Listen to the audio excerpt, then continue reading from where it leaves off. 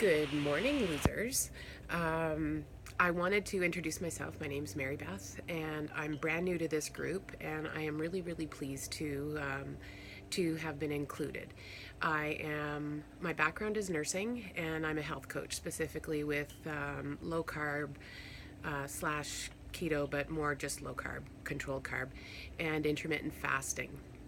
And so I wanted to jump on to sort of give you my perspective on things. I'm sure it'll be a little controversial, and I do respect everybody's opinion. So just know that this is from where I come from a healthcare perspective. I saw that there were a couple posts about if and whether or not intermittent fasting works, and do you have to do exercise.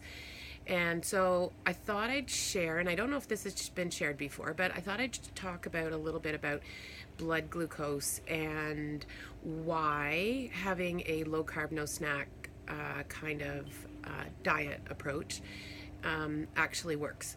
Most of us, if you're like, I'm 54, so if you're anywhere, close to 30 and up, we've grown up with this lifestyle of processed food and convenience foods and a food pyramid that really stresses complex carbs as the foundation of our diet. And although I choose to believe that was all done with good intentions, the reality is that those carbs are converting to sugar, and if we are insulin resistant, which after decades of eating that way, lots of people are. So let's just talk about how glucose is metabolized. So as you know, insulin and glucose partner up. So when we eat something that converts to sugar, whether that is protein, which does it certainly to a lesser degree than carbs, but anything with carbs and anything with protein. So sugar, what's going to happen is that's going to convert to sugar. It's going to get metabolized. It's going to get put into our bloodstream. Our pancreas is going to be stimulated to release insulin. Insulin's going to be released. It's going to partner up with the glucose. It's going to go off to the cell, knock on the door, and say, okay, I've got some glucose for you to store.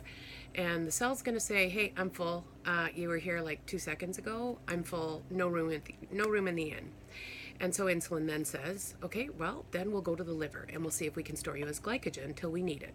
So off they go, knock on the door. Liver says, yeah, no, I am so full. My glycogen storage unit is like packed jam, no room. The only thing insulin can do then is actually take glucose, can help assist with the conversion to fat, and store it. And that's the way our body works. Insulin is not a blood glucose regulating hormone. It is a blood glucose storage hormone. So let me give you an example. If you're hypothyroid, so you have a low thyroid functioning, one of the tests that's done is something called a TSH level, or a thyroid stimulating hormone. And what we measure is we look at how much TSH is in the system. That says how hard is our body working, and that little gland that releases that, how hard is that working to keep our T3, T4 levels in a healthy zone where they should be. So that measurement, when it's super high, it's saying, oh my gosh, it's on overdrive trying just to maintain a normal level. Can you imagine how much better our diabetics, pre-diabetics, especially pre-diabetics, but can you imagine if we actually measured insulin levels? Because what we're measuring when we go in and we measure for blood glucose, we're saying, is it normal or not? What we don't know is the other side of that equation. We don't know how hard our pancreas is working, producing insulin, to keep that blood glucose level in a normal area. And so if we had normal blood glucose but super high insulin, isn't that a warning sign that says, okay, we got something going on here, because we're trying to produce more insulin to make this work, to keep this normal? So how does this all tie into low carb dieting? Well, what we want to do is deplete the stores. So we want to use the blood glucose or the glucose that's been converted and is in the cells. When that starts to go down, then the cells are going to send out a message to the liver saying, hey, convert me some more glycogen, we're getting low. The liver's going to convert glycogen to glucose. That's going to through a huge complicated process. And when those start to deplete, or the need is greater, then what's going to happen is visceral fat or organ fat, that's going to start to be metabolized. So what we don't want to do is we don't want to top up the tank. We don't want to top up the tank. We want to allow our body to use what we've eaten. We want to start the cascade of glycogen being converted and then fat being converted, so that we start to deplete those stores. And that's why intermittent fasting works. That's why it works for insulin resistance.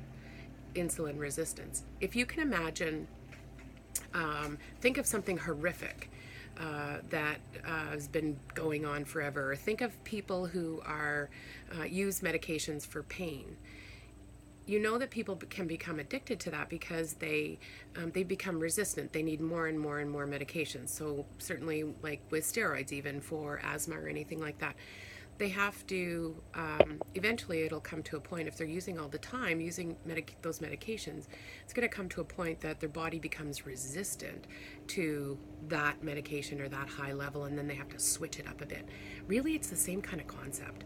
If you've got high insulin all the time and high blood glucose all the time and your pancreas is on overdrive, well, then what's going to end up happening is your cells are going to become resistant, and it's going to be desensitized to those. Now, I'm making this really, really, really super simple, and my explanation is a metaphor.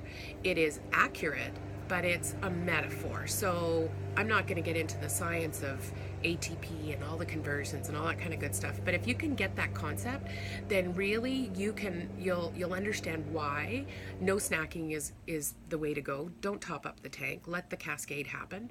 And why intermittent fasting actually shakes your system up a little bit. It works. So yeah. I hope this was useful. I look forward to engaging, respectful conversation. And again, just my thoughts. Hope you all have a great day.